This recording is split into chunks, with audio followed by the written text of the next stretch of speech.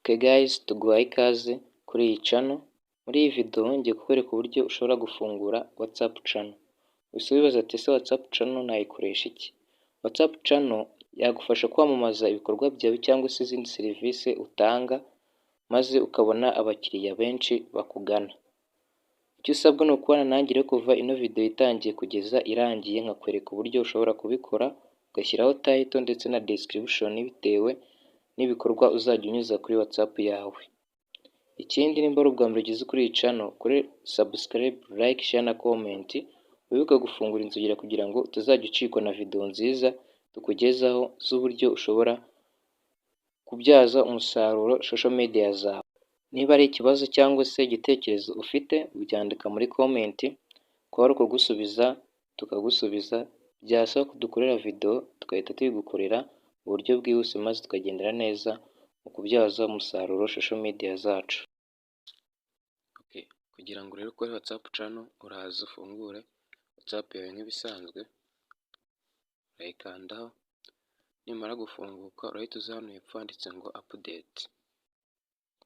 Ahangana hatunze ga fresh, hamwe usanzwe urebera status, urakandaho, uhita uhagera, uhita ubona ko hari n'andi macano, kugira ngo uri kuyibona, ya radio, TV 10, Rwanda Broadcasting, ndetse n'iyi ngiyi yo bita ngo Denise Mbabazi, kugira ngo uri kubibona. Noneho nanjye nako nari isanzwe ufite WhatsApp channel, dore ngiyi bayita Ben WJ.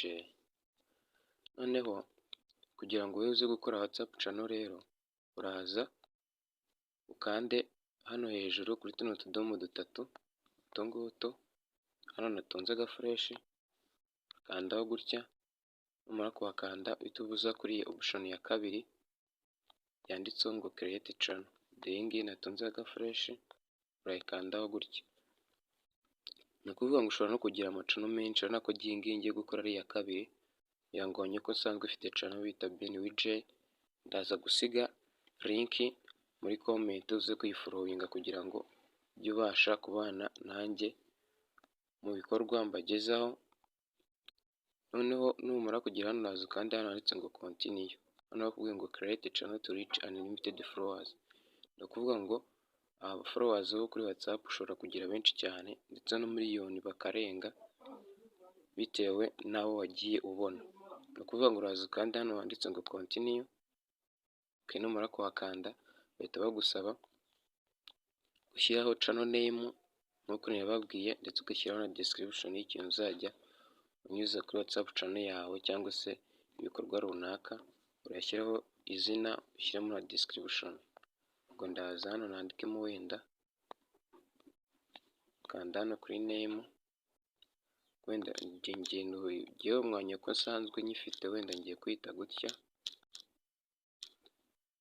Okay, nindangiza nze n'ahangaha kandi hano handitse ngo describe your channel including a description is useful for your followers. Ubwo ndahita nkanda ahangaha, mpita nshyiramo wenda mpita mushyiramo description, wenda ati welcome to my WhatsApp channel,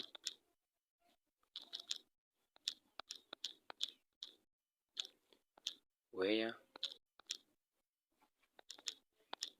you will see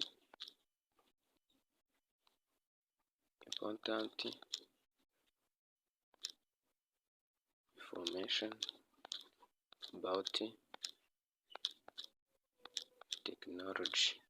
Wenda mvuze ko ngiye kwita gutya na description.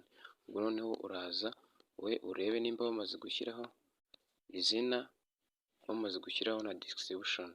Bivuga ngo izina rishobora kuba rirerire cyangwa se rikaba rigufi bitewe n'uko ubishaka.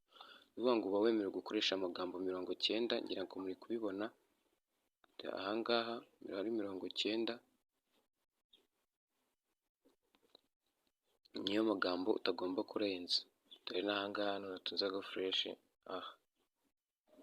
ngira ngo muri kubibona. Ubwo ugiye umaze gushyiraho channel name, umaze gushyiraho na description. Ikindi ushobora no guhita ushyiraho ifoto ahangaha, ushobora gukandaho gutya, ubundi ukavuga nimba ushobora gushyiraho emoji cyangwa se stickers, cyangwa ukajya muri galeri yawe, numara kujyamo ukaza wenda ugahitamo ifoto ukayikandaho, wenda tuvuge ko ari igihe ngiye gushyiraho, ukaza ugahita ukanda hano hepfo handitse ngo done, ahangaha natunze agafureshi, kanda kuri done, ubona ko ifoto yose imara kujyaho, dore ngiyi. Byose birangije rero uraza ugakanda hano hepfo handitse ngo create channel, ukandaho gutya bahita bavuga ngo creating channel, ubona ko byose birodinga, channel yamaze kuba created. Bahita bakwereka utu nta ba followers turagira, hano hejuru handitseho 0 followers. Ikindi ushobora guhita usharinga link ahantu hose, ushobora gusharinga link yenda muri groupe runaka